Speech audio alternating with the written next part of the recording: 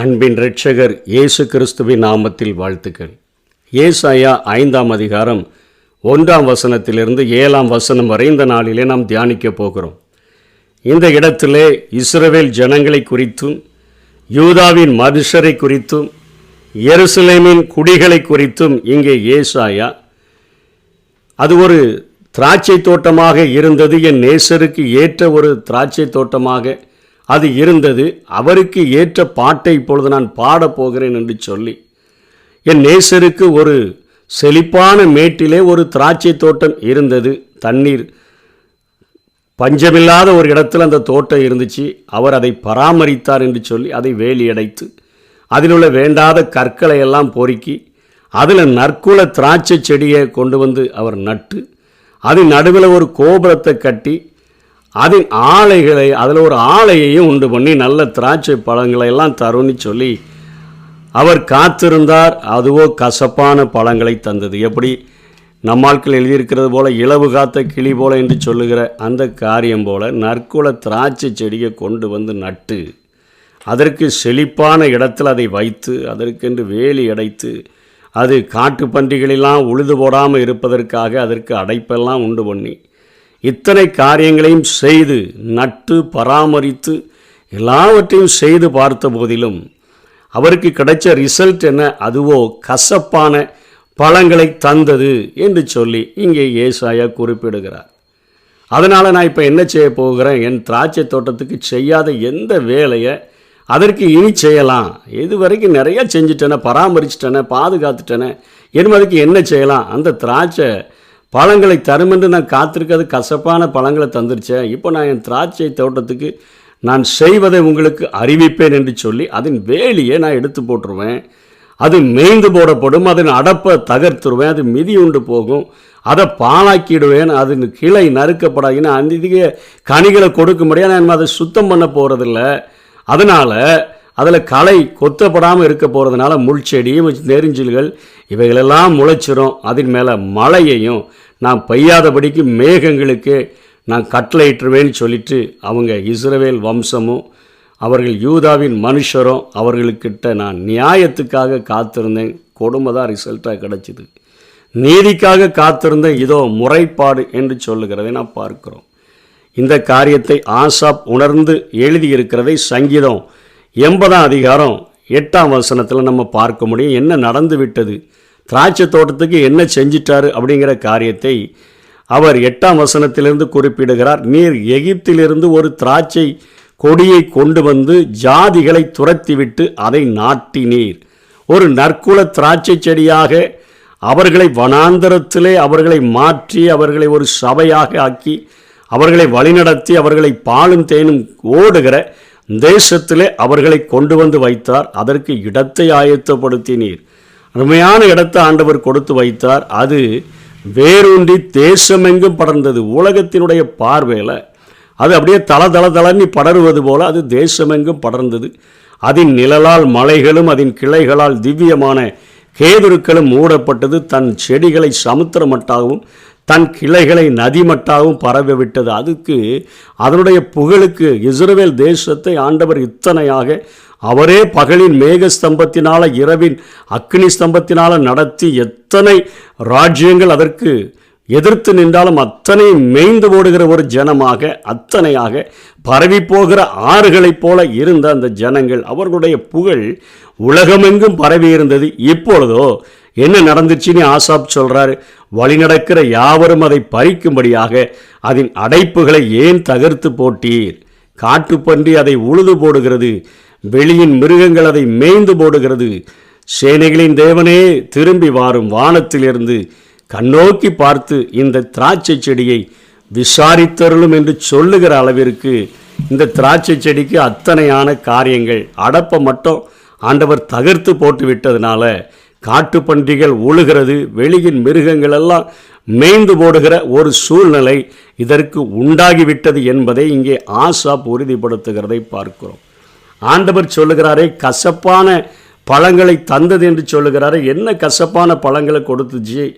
எரேமியா 2ஆம் அதிகாரம் 21ஆம் வசனத்தில், நான் உன்னை முற்றிலும் கனிதரும் உயர்குல திராட்சை செடியாக நாட்டின நல்ல விசேஷித்த ஒரு இனிப்பான பழங்களை தரக்கூடிய இருதயத்தை மகிழ்விக்கக்கூடிய நிலைமையில் நான் உன்னை கொண்டு வந்து நாட்டினேன்.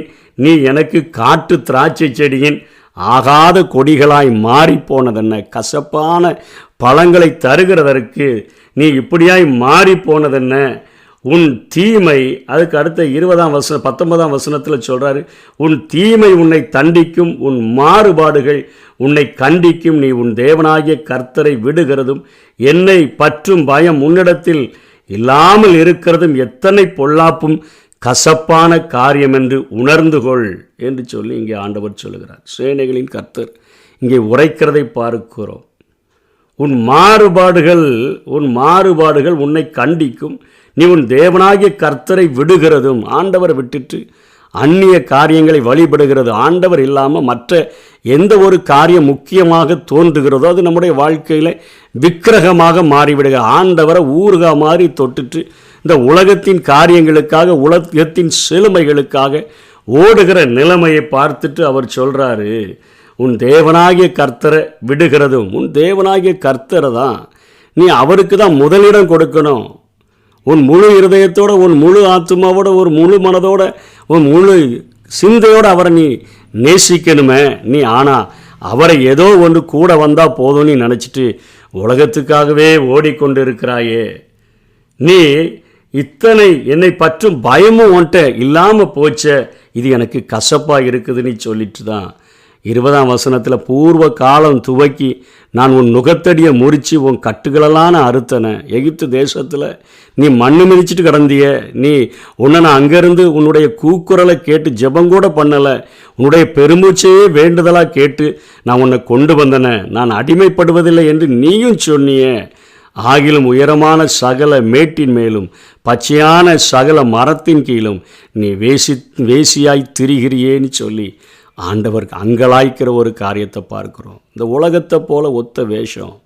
உலகம் எப்படி வாழுதோ, உலகம் எப்படி முயற்சி எடுக்குதோ, உலகம் எப்படி நம்ம 100 வருஷத்துக்கு மேலே வாழ்ந்துருவோம், வாழ்த்துக்கிறதே அப்படி தானே வாழ்த்துக்கிறோம்.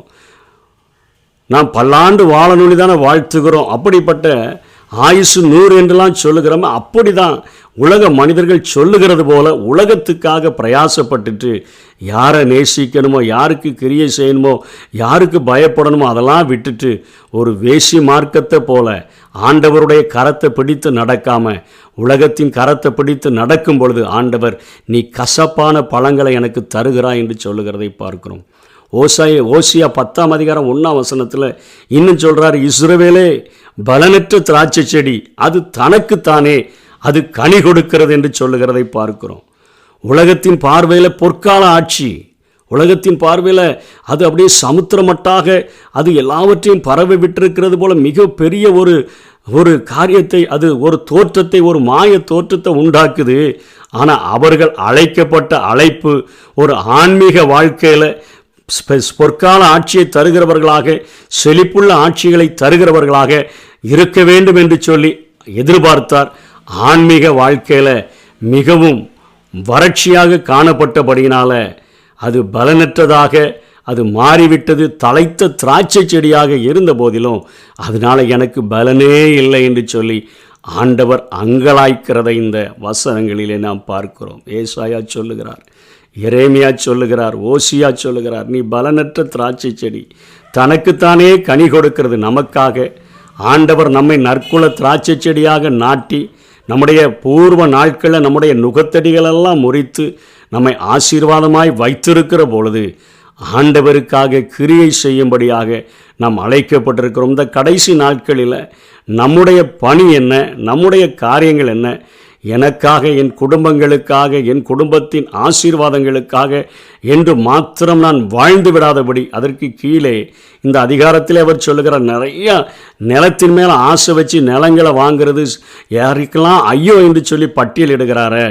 அந்த உலகத்தினுடைய மேலே பற்று வச்சு, உலக ஆஸ்திகளின் மேலே பற்று வச்சு நான் ஊழியங்களுக்காக போய்விடாமல் ஊழியங்களுக்காக செலவு பண்ணப்படவும் விரும்புகிறேன் என்கிற காரியத்தை உணர்ந்தவர்களாக எப்படி பவுலப்போஸ்தலன் சொல்லுகிறாரோ, நான் சுவிசேஷத்தை பிரசங்கிக்காமல் இருந்தேன்னு சொன்னால் எனக்கு ஐயோ என்று சொல்லுகிறாரோ, அந்த காரியத்தை அந்த ஆண்டவருடைய இருதய துடிப்பை உணர்ந்தவர்களாக சகல ஜாதிகளுக்கும் சுவிசேஷம் முந்தி பிரசங்கிக்கப்பட வேண்டும், அப்போதுதான் முடிவு வரும்னு சொல்கிறாரு. அந்த காரியங்களை செய்கிறவர்களாக, ஒரு தாவீதுக்கு இத்தனை வெளிச்சம் இல்லாத போதிலும் கூட நான் ரட்சிப்பின் பாத்திரத்தை கைகளில் எடுத்துக்கொண்டு சபையின் நடுவிலே நான் உம்மை துதிப்பேன் என்று சொல்லுகிறாரே. ஆண்டவருக்காக கிரியை செய்யலைன்னா அது அவருக்கு கசப்பான பழங்களை தருகிற ஒரு அனுபவமாக நாம் மாறிவிடுகிறோம். யோவான் 15 அதிகாரத்தில் அதான் சொல்கிறாரு, அதிகமான கனிகளை கொடுக்கும்படியாக அவர் சுத்தம் பண்ணுகிறார், நம்மை சுத்தம் பண்ணுகிறார். அவரில் நிலைத்திருந்து அவரிலே வேரூன்றி அவருக்காக நம்ம கொஞ்சம் கனிகளை கொடுக்கும்படியாக, ஆவிக்குரிய கனிகளை கொடுத்து வாழும்படியாகவும், ஆண்டவருக்கென்று ஆத்தும ஆதாய பணிகளை நாம் செய்யும்படியாகவும், சுவிசேஷத்தை அறிவிப்பது என்மேல் விழுந்த கடமை. நம்ம எந்த நிலைமையில் வைக்கப்பட்டிருந்தாலும், எந்த ஸ்தானத்தில் வைக்கப்பட்டிருந்தாலும், எந்த இடத்துல வைக்கப்பட்டிருந்தாலும் அவரை அறிந்திருந்தோம் என்று சொன்னால் ஆன்மீக வாழ்விலே செழிப்படைந்தவர்களாக மாறி ஆவிக்குரிய கனிகளை கொடுக்கிறவர்களாய் மாத்திரமல்ல, ஆண்டவருக்காக ஆத்தும ஆதாய பணியை செய்கிறவர்களாகவும் வாழ வேண்டும் என்று சொல்லி நம்மை உண்டாக்கின ஆண்டவர், நம்முடைய நுகத்தடிகளை முறித்த ஒரு ஆண்டவர், நமக்கு குடும்பத்தில் எந்த ஒரு அசம்பாவிதமும் நடக்காதபடி நம்முடைய குடும்பத்தை ஒவ்வொரு நாளும் வேலியடைத்து பாதுகாக்கிற ஒரு ஆண்டவர், நற்கனிகளை தேடி வருகிற காலத்தில் நான் ஒரு கனியற்ற ஒரு பால் நிறம் போல நின்று விடாதபடி அவர் தேடுகிற என் நேசருக்கான கனிகளை கொடுக்கிற ஒரு வாழ்க்கையை வாழும்படியாக நான் வாழ வேண்டும் என்று சொல்லி ஒவ்வொரு நாளும் நம்ம தீர்மானித்து வாழ்ந்தோம் என்று சொன்னால் ஆண்டவருடைய இருதயத்தை சந்தோஷிக்கிற கனிகளை கொடுக்க முடியும். அப்படிப்பட்ட கிருபைகளை தேவன் நமக்கு தந்தருள்வாராக. ஆமே. நற்கனி தேடி வரும் காலங்கள் அல்லவோ, நான் ஒரு கனியற்ற பாழ்மரம் அல்லவோ. நற்கனி தேடி வரும் காலங்கள் அல்லவோ, நான் ஒரு கனியற்ற பாழ்மரம் அல்லவோ. முற்கனி முகம் காணாவெம் பயிரல்லவோ, முழு நெஞ்சம் விளைவற்ற உவர் நிலமல்லவோ. ஆவியை அருளுமே சுவாமி, எனக்காயுயிர் கொடுத்த வானத்தின் அரசே.